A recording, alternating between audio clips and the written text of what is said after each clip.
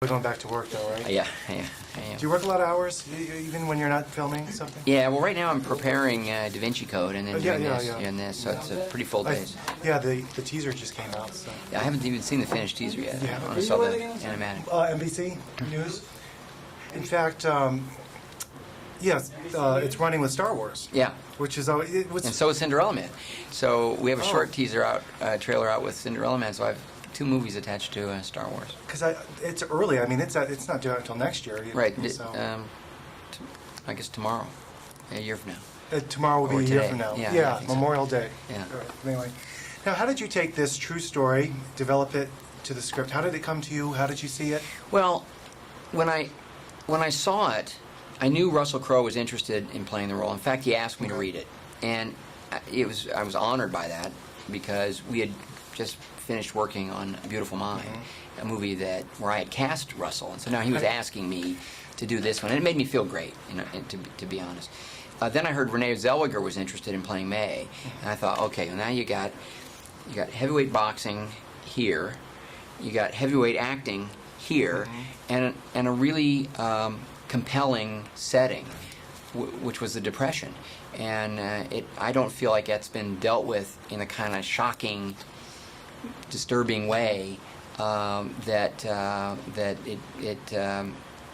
I think it reflects. You're talking about the disturbing, the sadness to see Russell begging for food for his family, basically, or money for food. Well, I mean, it was a unique time when millions of people just literally had the rug pulled out from under them.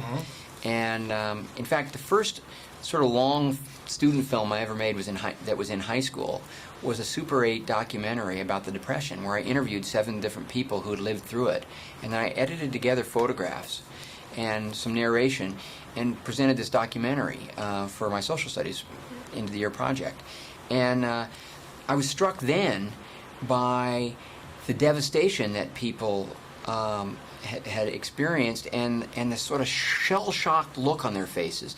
And you'd see these cityscapes behind them, and you realize they thought they were living in the new era, the promised land, and yet this thing happened to them. Well, the Braddock story comes along, and it really reflects that in a way that I think is dramatic and powerful. Yeah, because it did strike me as strange. It's the 30s, not too long ago, and you feel like you're hundreds, centuries away from this. And yet, the other thing is that, we don't have this kind of poverty and those kind of numbers, but there are still families of the working poor where everybody's trying to do the right thing, and they can't make a go of it. And it's sad but important to realize that it's still with us. Shifting gears quite a bit here, but Russell, I do remember the trades. He dislocated his shoulder. Yeah. Filming shut down. And from what I understand, it's almost parallel to his character in his hand. One of the things that that Russell said to me after the injury is he says, well, Braddock fought hurt a lot. I guess that's what we're going to have to do. And,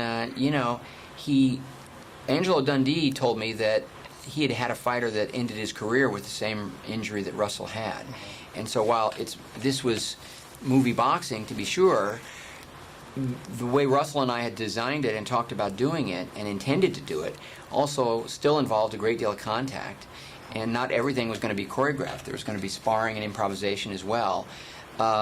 If he hurt it once, he could always hurt it again, and we were really walking on eggshells. Every time I rolled the camera for a boxing scene, I was concerned that the movie could get shut down. Yeah, exactly. Have we been wrapped? We've been wrapped. Well, okay. Congratulations. Thanks. Another great movie. Thank you very much.